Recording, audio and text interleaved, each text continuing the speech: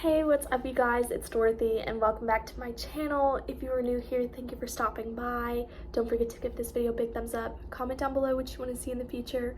Click that subscribe button and turn on my post notifications. That way you can get notified every time we read a new chapter of whatever book we are on.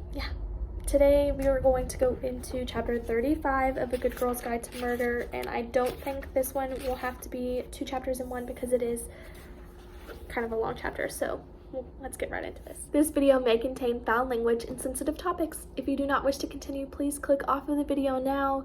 You have been warned. Alrighty, chapter 35 of A Good Girl's Guide to Murder by Holly Jackson. The next text didn't come until 11 in the morning. Pip's dad was working from home. He came to Pip's bedroom around 8 and told her that they were going off on another search and would be back at lunchtime. "You stay here and finish up your essay," he said.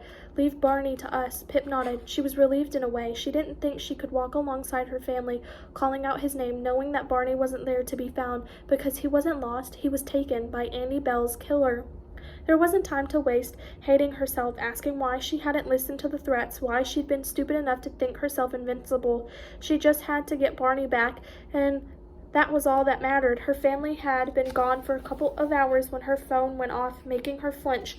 The slosh coffee over her duvet. She read over the text several times. "Take your computer and any USBs or hard drives that your project is saved on. Bring them to the tennis club parking lot with you now and walk 100 paces into the trees on the right side. Do not tell anyone and come alone. If you follow these instructions, you will get your dog back." Pip jumped up, spattering more coffee onto her bed. I'm sorry, I had to readjust. She moved fast before the fear could congeal and paralyze her. She changed into her hoodie and jeans, then grabbed her backpack and upturned it, spilling her school books and planner onto the floor. She unplugged her laptop and slid it into the bag. The 2 memory sticks she saved her project on were in the middle drawer of her desk. She scooped them out and shoved them in on the top of the computer. She ran down the stairs, stumbling as she swung the heavy bag over her back. She slipped on her boots and coat and grabbed her car keys from the side table in the hall. There was no time to think this through. If she stopped to think, she'd falter and lose him forever. Outside, the wind was cold against her neck and fingers. She ran to the car and climbed in, her grip shaky on the steering wheel as she peeled out of the drive. It took her 5 minutes to get there. She turned into the parking lot beyond the tennis courts and pulled into the nearest spot. Grabbing her bag from the passenger seat, she got out and headed for the trees that bordered the lot. Before stepping off the concrete, Pip paused for just a moment to look over her shoulder. There was a kids' club on the tennis court, shrieking and whacking balls into the fence. A couple of moms with squawking toddlers standing beside a car chatting. There was no one with their eyes fixed on her. No car she recognized, no person. If she was being watched, she couldn't tell. She turned to the trees and started to walk, counting each step in her head, panicking that her strides were either too long or too short, as she wouldn't end up in the right place. At 30 paces, her heart throbbed so hard that it jolted her breath. At 67, sweat broke under her arms. At 94, she started muttering under her breath, "Please, please, please."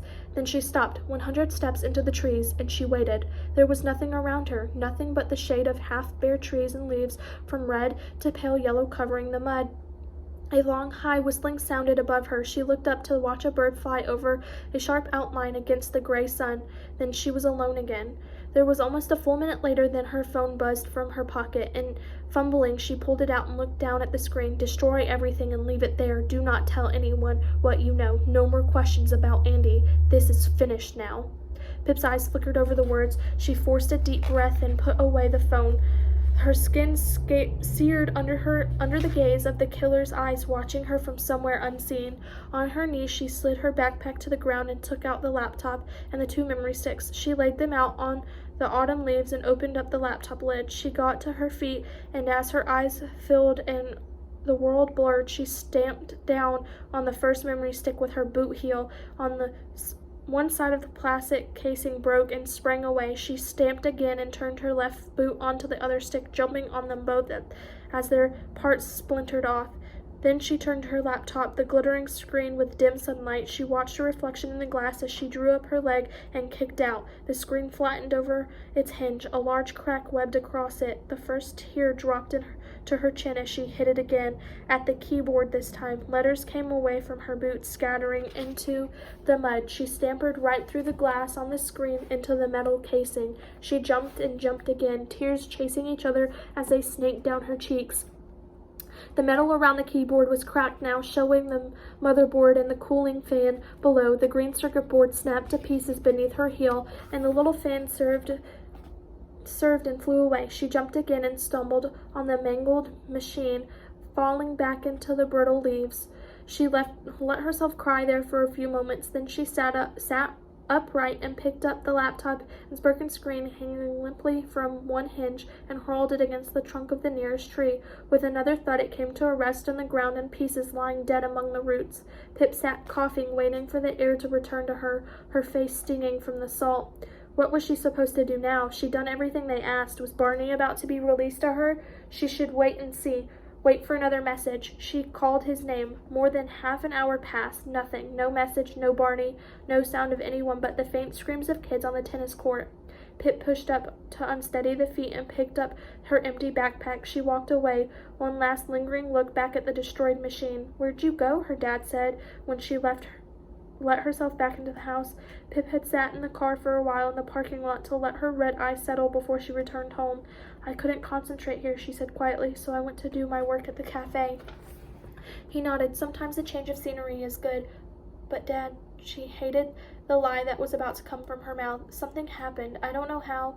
I went to the bathroom for just a minute, and when I came back, my laptop was gone. No one there saw anything. I think it was stolen." She looked down at her scuffled boots. "I'm sorry. I shouldn't have left it."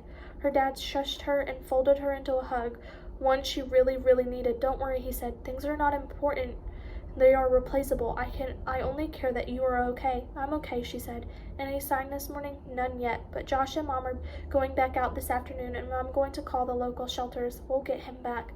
She nodded and stepped back from him. They were going to get him back. She'd done everything she was told to.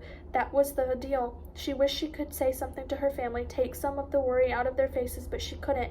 It was another one of those Andy Bell secrets. Pip had found herself trapped inside. As for giving up on Andy now, could she really do that? Could she walk away knowing Sal Singh was guilty, knowing a killer still lived in Fairview? She had to, for Barney, the dog she loved since she was a child, and who'd loved her back even harder, for her family's safety, for Robbie too. How could she convince him to give up on this? He had to, or he could be the next body in the woods. This wasn't safe anymore. There was no choice, but the decision felt like a shard of glass through her chest.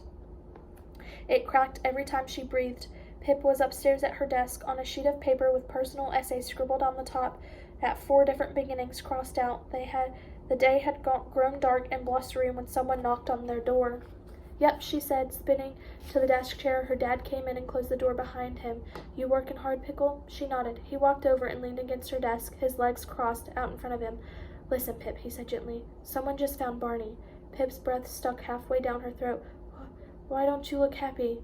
"He must have fallen in somehow. They found him in the river." Her dad reached down and took her hand. "I'm sorry, honey. He drowned."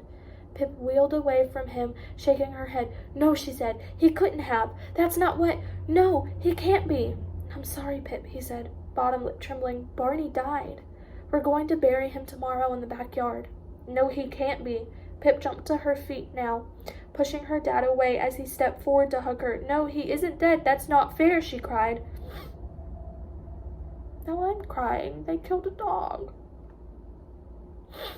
"No, he isn't dead. That's not fair," she cried, the tears rushing down to the dimple in her chin. "He can't be dead. It's not fair. It's not. It's not." She dropped to her knees and fell back on the floor, hugging her legs under her chest. A black chasm opened up inside her. "This is all my fault." Her mouth pressed into her knees, stifling her words. "I'm so sorry. I'm so sorry." Her dad sat down beside her and tucked her into his arms. "Pip, I don't want you to blame yourself, not even for a second. It's not your fault he wandered away from you." "It's not fair, Dad," she cried into his chest. "Why is this happening? I just want him back. I just want Barney back." "Me too," he whispered.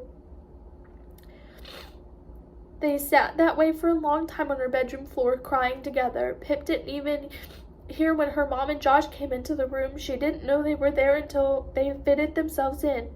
Josh sitting on Pip's lap, his little head on her shoulder. It's not fair. Oh.